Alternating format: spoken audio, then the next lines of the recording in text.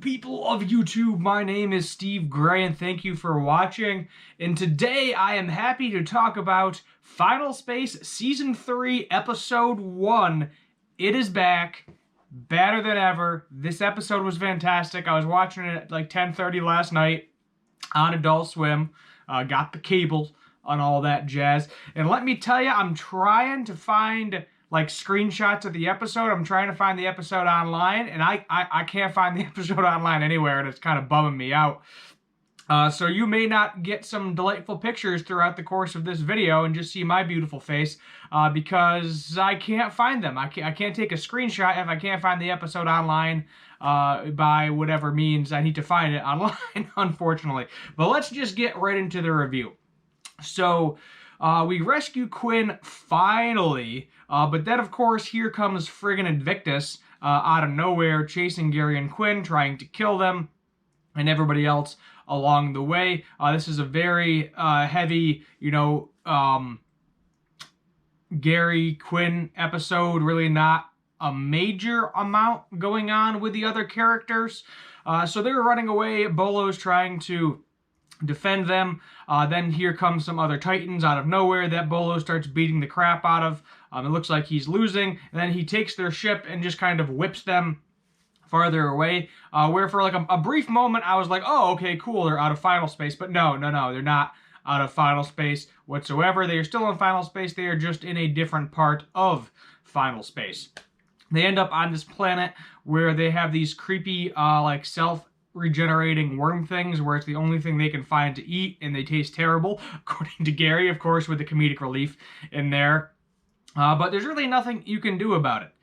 So it's basically, you have food, and that's it.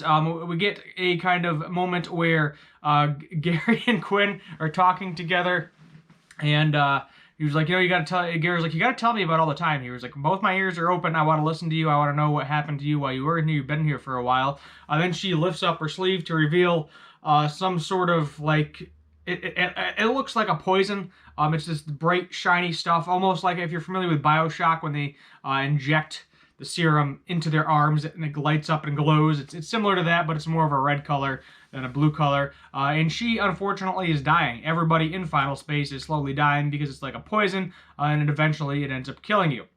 We also see hundreds of millions of dead Garys all over the place that Invictus is somehow able to take over and have zombie Garys attack regular living Gary, which is really, really rough. The whole planet ends up blowing up that they're on. Bolo thinks Gary is dead, but no, Gary's still alive, so we're good. Gary's not dead yet. Anyway, there's also a part of this where they try to go underground to basically run away from all the dead Garys. Somehow they manage to make some sort of communication device in the process as well that ends up blowing up a large portion of the planet. Two, they're just trying to see if anybody's out there, if anybody can tell them where they are, what they can do to get out of the situation that they're in, so on and so forth.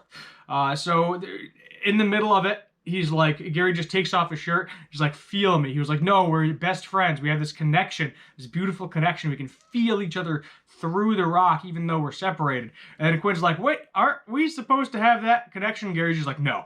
And it's funny because they've been gone for so long. We kind of had a little bit of that relationship with Gary in Nightfall.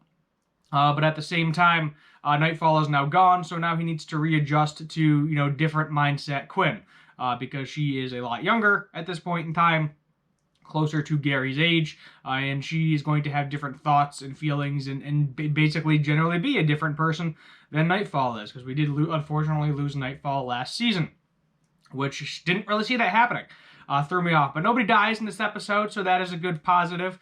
And everybody's alive and living and well. No major issues there.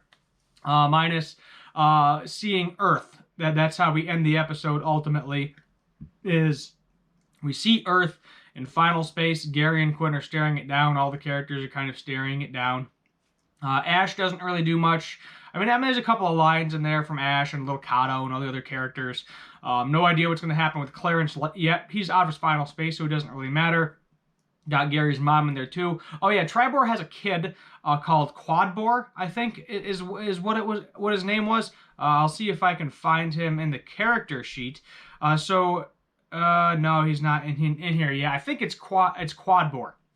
But he's like, oh, I'm pregnant. I've been pregnant the entire time. And they're like, what? What? And there's this kind of disgusting scene where he has a flesh cork on his back that Kevin removes in order to spit out this giant freaking egg. And then he throws it like a football at the Garys that are the dead Garys that are attacking him. It hatches into a baby, immediately grows into a full-grown man or a woman, because I know Tribor switches genders. So one of the two, I think it's a dude. Sounds like a dude. We'll say it's a dude for the sake of the argument for right now. And just magically gets clothing, capes, and a gun, and just starts shooting all of the dead Garys. And I'm just like, okay, that was really freaking weird. So, I mean, there is a kind of like general weirdness out of the box thinking in Final Space sometimes, and this was one of those situations. The good news is I think I like the new character more than Tribor. I never really cared for Tribor. I think I've expressed that in my previous Final Space reviews. But Tribor had a kid.